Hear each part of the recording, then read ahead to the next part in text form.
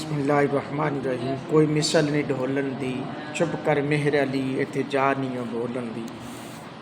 حضرات گرامی قدر، ادب مصطفیٰ، کمال مصطفیٰ، جمال مصطفیٰ۔ کمال مصطفیٰ لینا چاہتے ہو، حضور کا جمال لینا چاہتے ہو تو ذات مصطفیٰ کا ادب کرو۔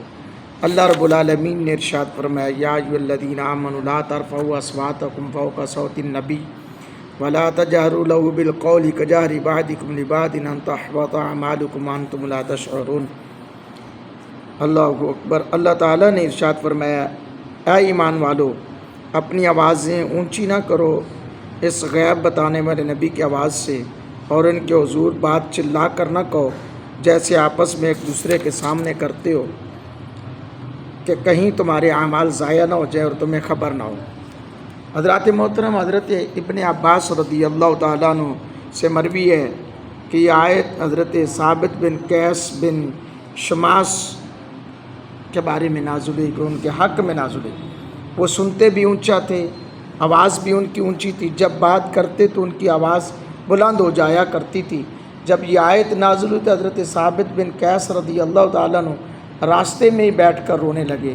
حضرت عاصم بن عدی رضی اللہ تعالیٰ عنہ ادھر سے گزرے اور رونے کا سبب پوچھا۔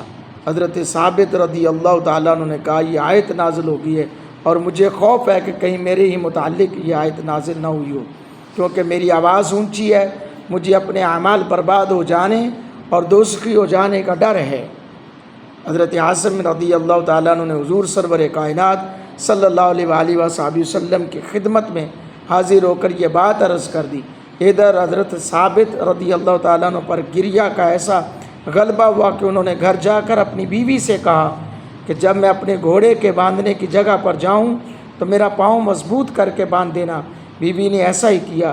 حضرت ثابت رضی اللہ تعالیٰ عنہ نے کہا، اب میں باہر نہیں نکلوں گا یہاں تک کہ مجھے موت آ جائے یا اللہ کے رسول صلی اللہ علیہ وسلم مجھ سے راضی ہو جائیں، یا آ کر حضور سونا آئے ہے جے کر سونا میرے سپنے اندر آئے تے میں گل وچ پا لیاں باواں تے ڈر دی ماری اکھ نہ کھولاں کہ پھر بچھڑ نہ جاواں۔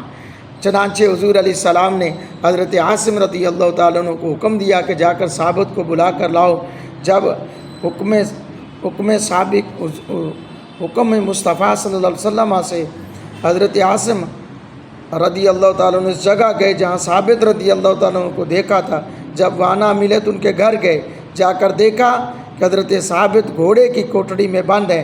عاصم نے کہا کہ تم کو رسول اللہ صلی اللہ علیہ وسلم نے طلب فرمایا ہے۔ ثابت نے کہا، یہ رسی توڑ دو۔ اس کے بعد دونوں رسول اللہ صلی اللہ علیہ وسلم کی خدمت میں پہنچے۔ حضور تاجدار مدینہ صلی اللہ علیہ وآلہ وسلم نے فرمایا، ثابت تمہارے رونے کی وجہ کیا ہے؟ حضرت ثابت رضی اللہ تعالیٰ عنہ نے عرض کی، یا رسول اللہ صلی اللہ علیہ وسلم، میری آواز اونچی ہے، مجھے خوف ہے کہ یہ آیت میرے ہی متعلق نازل ہوئی ہے۔ حضور نے فرمایا، کیا تم اس بات سے خوش نہیں ہو کہ قابل ستائش زندگی گزارو گے اور شہادت کی موت مارے جاؤ گے، جنت میں داخل ہو جاؤ گے؟ اللہ اکبر۔ حضور نے اور خوشخبریاں دے دی۔ اللہ کوئی مثل نہیں ڈھولن دی، چپ کر مہر علی جا نہیں بولن دی۔ جتنا دیا سرکار نے مجھ کو اتنی میری اوقات نہیں، یہ تو کرم ہے ان کا ورنہ مجھ میں ایسی بات نہیں۔ اللہ اکبر۔ رہے گا یوں ہی ان کا چرچا رہے گا، بڑے خاک جل جائیں جل جانے والے، چمک تجھ سے پاتے ہیں سب پانے والے، میرا دل بھی چمکا دے چمکانے والے۔